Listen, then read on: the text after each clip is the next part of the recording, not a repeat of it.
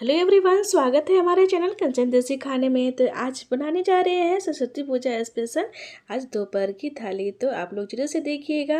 तो चलिए बनाना स्टार्ट करते हैं। तो सबसे पहले हमने यहाँ पे गोभी और मटर ले लिए हैं।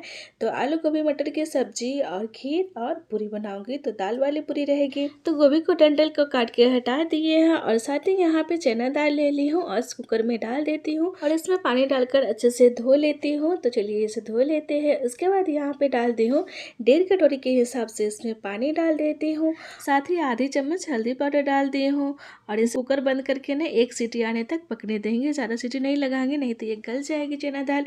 अगर आपको जल्दी से बनाना रहता है ना चना दाल की पूरी, तो आप इस तरह से सीटी लगा के बना सकते हैं, वरना आप भिगो करके भी आप इसे बना सकते हैं। साथ ही यहाँ पे एक पैन में यहाँ पे डाल दी हूँ पानी और इधर जब तक पानी गर्म हो रही है ना, गोभी डालने के लिए पानी हम गर्म की थी, तो पानी गर्म हो रही है ना, तब तक इधर मटर को छील लेते हैं।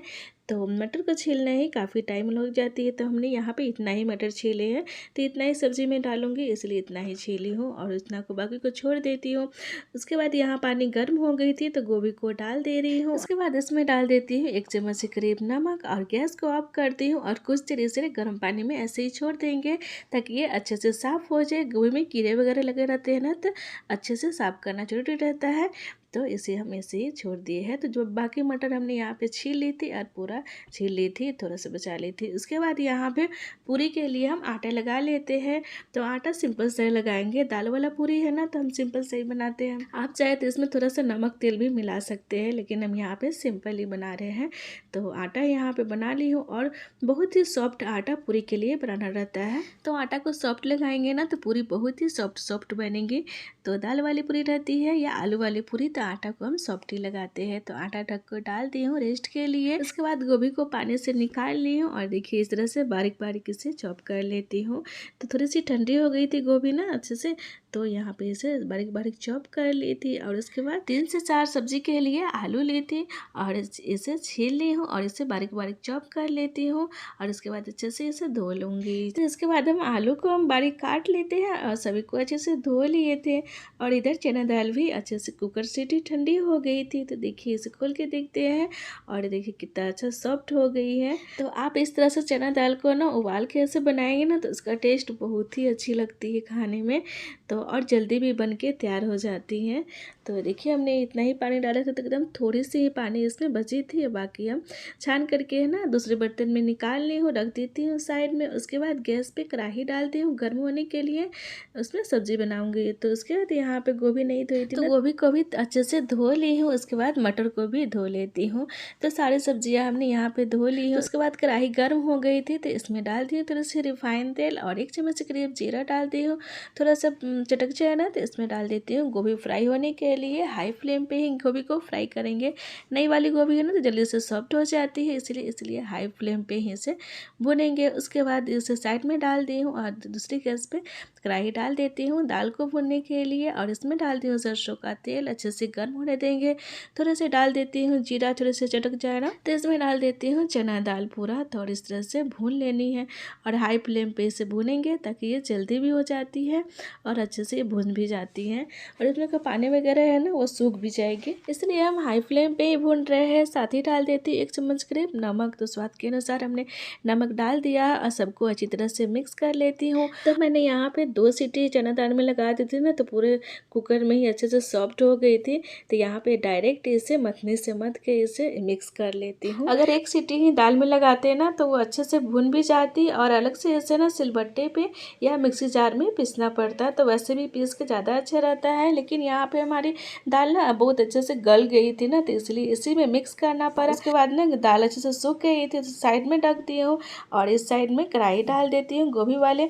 तो गोभी और मटर साथ ही हम इसे फ्राई कर लिए और सब फ्राई हो गए थे, तो इसे हम निकाल लेती हूँ। तो देखिए सभी भुन गए थे अच्छे से, तो इसे डाल देती हूँ साइड में।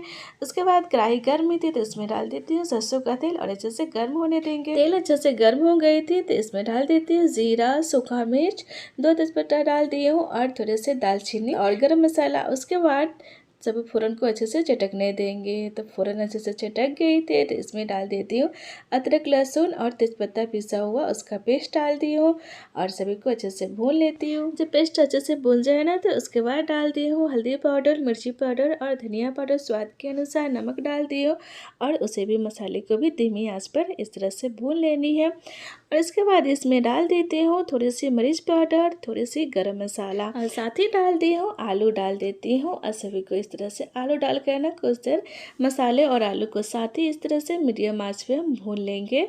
तो और आलू को हम अलग से फ्राई नहीं किए थे ना, तो इसलिए पहले ही आलू डाल दी हूँ और जो मिक्सी जार में मसाला वाले जो पानी बच गई थी ना उसमें पानी डाल करके और इससे पानी डाल दी हूँ और ढक करके कुछ देर डाल देती हूँ। उसके बाद चना दाल यहाँ पे अच्छे से सूख गई थी और ठंडी भी हो गई थी। तो दाल को इस तरह से चटपटा बनाने के लिए ना इसमें थोड़ी सी ना धनिया पत्ता और हरी मिर्ची को और थोड़े से अदरक का टुकड़ा को थोड़ा थोड़ा सा दरदरा हमने कर लिया था और सभी पेस्ट को इसमें डाल देंगे और साथ ही आधे चम्मच से करीब मिर्च पाउडर डाल दी हूँ, जैसे दाल बहुत ही चटपटी बन जाती है। और सभी को इस तरह से अच्छे से मिक्स कर ली हूँ। तो दाल को बहुत ही अच्छे से मिक्स करना रहता है और इस तरह से मिक्स करेंगे ना तब पूरी बहुत ही फूली फूली बनेगी। और इधर मसाला भी अच्छे से फ्राई हो गई थी तो इसमें डाल देती हूँ गोभी मटर डाल दी हूँ और देखिए सभी को इस तरह से मिक्स कर लेती हूँ। और साथ ही मैंने 2 टमाटर का प्यूरी बना के मिक्सी जार में तैयार किया था तो वो भी डाल देती हूँ और सभी को इस तरह से मिक्स कर लेती हूँ। और 2 मिनट के करीब ना इसे हाई फ्लेम पे ना सब्जी को इस तरह से भूनेंगे ताकि सब्जी का टेस्ट बहुत ही अच्छी हो जाती है। इसे डाल देती हूँ साइड में, जब तक सब्जी उस गैस पे बन रही है ना तो उस गैस पे जब तक चढ़ा दी हूँ। और इधर डाल देती हूँ पतीला। तो ये वाली पतीला में हम खीर बनाएंगे तो इसमें दूध उबलने के लिए डाल दी हूँ और थोड़े से कच्चा दूध था ना तो वो उबलने के लिए डाल दी थी और दूध हमने पहले से उबाल के साइड में रखा हुआ है। इसके बाद यहाँ पे खीर बनाने के लिए चावल को डाली हूँ तो 1 कटोरी के हिसाब से चावल को धो करके और इसे साइड में डाल लेती हूँ। तो खीर बनाने के लिए ना पहले से ही चावल धो देते हैं ना तो उसका खीर बहुत ही अच्छी बनती है। और तो सब्जी भी अच्छे से भुन गई थी। इसमें डाल देती हूँ ग्रेवी के हिसाब से पानी और डाल दी उसे साइड में और सब्जी भी हमारी बन के रेडी हो गई थी। तो इधर दूध भी हमारी अच्छे से उबल गई थी। तो इसके बाद सभी दूध को हम इकट्ठा करके अच्छे से इसे उबाल लेते हैं। तो 2 से 2.5 लीटर के करीब यहाँ पे हमने दूध रखा है। उसके बाद यहाँ पे दूध में अच्छे से उबाल आ गई थी ना तो चावल हम इसमें डाल देते हैं और सभी को इस तरह से मिक्स कर लेते हैं। इसके बाद इसमें डाल देती है थोड़ा से ड्राई फ्रूट्स, तो आप चाहे तो कोई सा भी ड्राई फ्रूट्स डाल सकते हैं।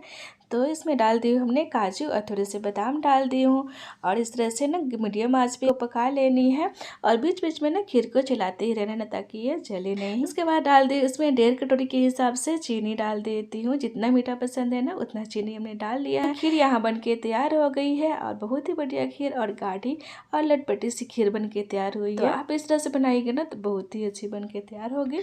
तो खीर ठंडी होने के बाद ना थोड़ी सी थिक हो जाती है ना तो इसलिए पहले ही हम थोड़े से दूध है ना तो पहले ही गैस को ऑफ कर लिए थे और इसे डाल दिए थे साइड में। उसके बाद पूरी तलने के लिए गैस पे कढ़ाई डाल दी और कढ़ाई को अच्छी तरह से गर्म होने देंगे। उसके बाद डाल देती हूँ रिफाइंड तेल और तेल को अच्छी तरह से गर्म होने देंगे जब तक इधर हम पूरियाँ बेल लेते हैं। तो पूरी बेलने के लिए ना हम आटा सॉफ्ट ही लगाए थे ना तो देखिए इसका पूरी इतनी बढ़िया बन के तैयार हो गई ना।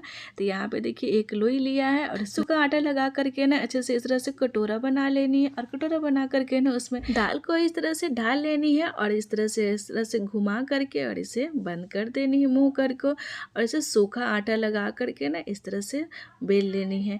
तो आप इस तरह से बनाएंगे तो एक भी पूरी फूटेगी भी नहीं और बहुत ही अच्छी बन के तैयार होगी। तो 3 से 4 हमने पूरी यहाँ पे बेल लिया था और देखिए तेल भी अच्छे से गर्म हो गई थी। तो इसमें डाल देती हूँ एक एक करके पूरी। तो पहले एक पूरी डाल करके ना इसे अच्छी तरह से फुला लेंगे। तो बाकी पूरी देखिए इस तरह से फूल गई है ना तो बाकी पूरी हम दोबारा डाल देते हैं। अगर 1 से 2 पूरी अगर छाना होगा ना तो एक पूरी अच्छे से अगर फूल जाएगी ना तभी दूसरी पूरी डालेंगे ना तो वो भी अच्छे से फूल जाती है और अच्छे से बन के तैयार होती है, अब फूटती भी नहीं है। तो इस तरह से बहुत ही फूली पूरियाँ बन के तैयार होती है। तो हमने 2 पूरी यहाँ पे निकाल लिया था और देखिए ये भी पूरी कितनी फूली और कितनी बढ़िया बन के तैयार हुई है और थोड़ी सी फूटी भी नहीं है। तो आप लोग ऐसे बनाएंगे ना तो थोड़ी भी नहीं फूटेगी। आप चाहे चना दाल को ना भिगो करके या उबाल करके भी बनाएंगे ना थोड़ी सी भी नहीं फूटती है। अगर छोटे छोटे बातों हाथों पर अगर ध्यान देंगे ना तो थोड़ी भी नहीं फूटेगी। और यहाँ हमारी सारी पूरियाँ बन के तैयार हो गई थी, सारे खाने भी बन गए थे, तो सब्जी भी बन गई थी। देखिए इस तरह से सब्जी कितनी बढ़िया दिख रही है। उसके बाद यहाँ पूरी कितनी मुलायम और सॉफ्ट बन के तैयार हुई है जैसा कि आप देख रहे हैं। और खीर भी बहुत थिक हो गई थी ठंडी होने के बाद। और सभी खाने हमने बना के तैयार कर लिए। तो उसके बाद चलिए थाली को लगा लेते हैं। तो थाली में हमने डाल लिए यहाँ पे आलू गोभी मटर की सब्जी, साथ ही डाल लेते हो गर्मा गर्म खीर, और इसके बाद डाल देते हो गर्मा गर्म पूरी। तो थाली हमारी बन के तैयार हो गई है। तो आज की दोपहर की थाली आप लोग को जरूर से पसंद आया होगा, तो आप लोग जरूर से देखिएगा।